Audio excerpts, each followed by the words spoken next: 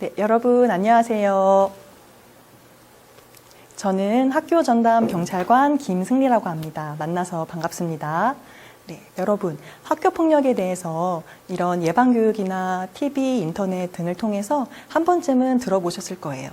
여러분 학교 폭력이라는 것은 절대 일어나서는 안 되는 것이지요. 학교 폭력에 피해를 입은 학생들은 나중에 어른이 되어서도 그 기억 때문에 굉장히 고통스러워하는 경우도 많고 심지어 자신의 목숨을 스스로 포기하기도 하는 절대 일어나서는 안 되는 무서운 범죄입니다. 그렇기 때문에 우리 경찰과 선생님분들이 끊임없이 학교 폭력 예방 교육을 하고 있는 것이겠지요.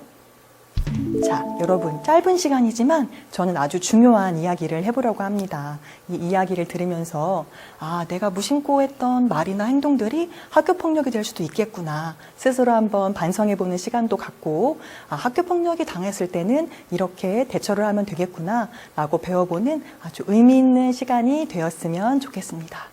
자, 처음으로는 학교폭력이 무엇인지에 대해서 한번 간단히 알아보려고 해요. 여러분, 학교폭력이라는 건 학교 안에서만 일어나는 것이 아니라 PC방이라든지 공원, 놀이터와 같은 학교 밖에서 일어나는 폭력도 학교폭력이 될 수 있습니다. 그리고 학교폭력의 피해자는 오직 학생만 해당이 되지만 학교폭력의 가해자는 어른도 학생도 모두 해당이 됩니다. 그리고 화면에서 보던 것과 같이 폭력, 상해, 감금 이런 죄만 학교폭력이 해당하는 것이 아니라 신체, 정신, 재산에 피해를 입히는 모든 행위는 학교폭력이 될 수 있어요. 쉽게 말해서 우리 피해자의 몸과 마음에 그리고 물건이나 돈 같은 것에 피해를 입힌다면 모두 학교폭력이 될 수 있다는 것입니다. 자, 예를 한번 들어보겠습니다. 첫 번째로 신체적 피해를 주는 학교폭력. 여러분들이 직접 친구를 때리지 않더라도 친구를 향해 물건을 던져서 친구가 무서움을 느낀다거나 아니면 친구의 실내와 같은 물건들을 멀리 발로 차서 던진다든지 이렇게 직접적으로 때리지 않아도 모두 학교폭력이 될 수 있습니다.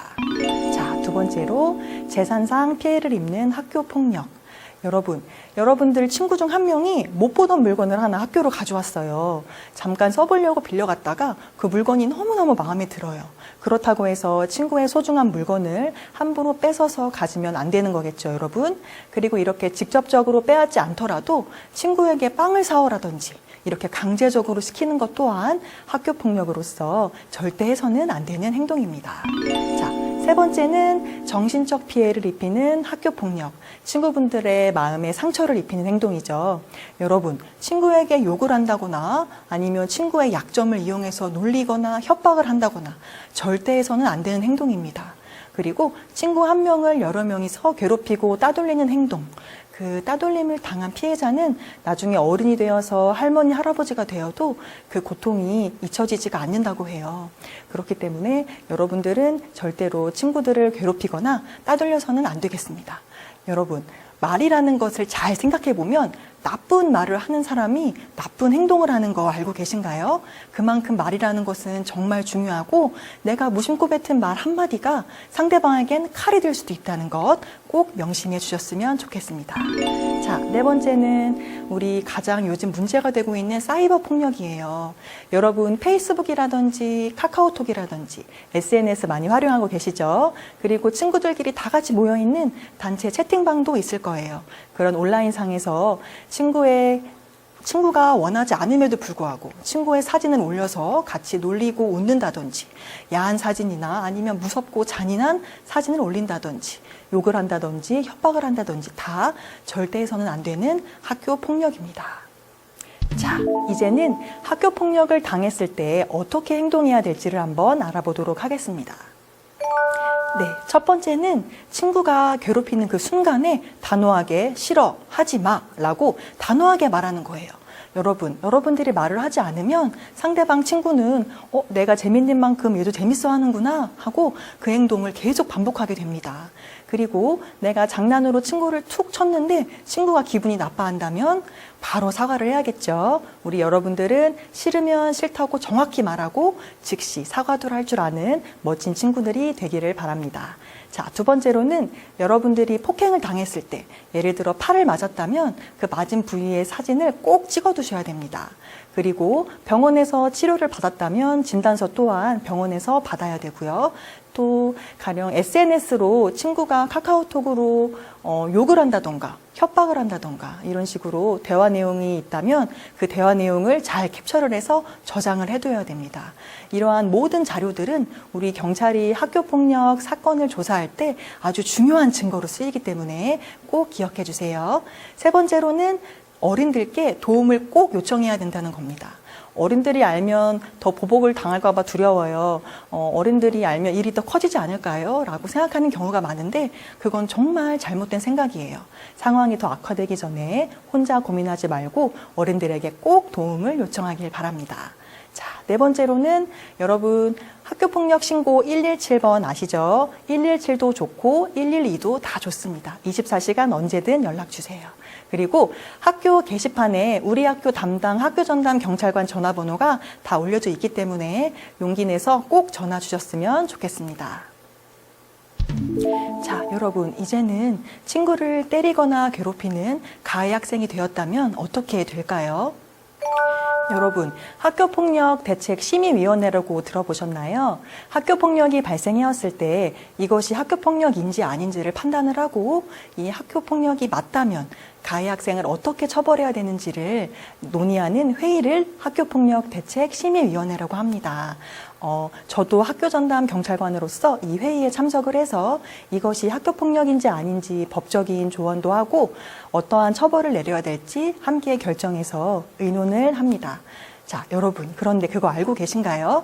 이 학교폭력대책심의위원회에는 가해 학생뿐만 아니라 가해 학생 엄마, 아빠도 회의에 참석해서 여러분들과 같이 처벌을 받게 돼요. 여러분들의 잘못된 행동 하나로 부모님들까지 힘들게 해서는 절대 안 되겠죠? 이제는 학교폭력을 여러분들이 직접 목격했을 때 어떻게 해야 되는지에 대해서 한번 알아보도록 하겠습니다. 제일 처음으로 가장 중요한 것은 모르는 척 하지 않는 것입니다. 여러분, 입장을 바꿔서 한번 생각을 해볼까요? 여러분들이 학교폭력을 당해서 힘들어하고 누군가의 도움이 절실히 필요한 순간에 믿었던 친구들이 지나쳐버리고 눈 감아버린다면 학교폭력을 당한 것과 지나치는 친구들 때문에 두 번 상처를 더 깊게 받게 되겠죠.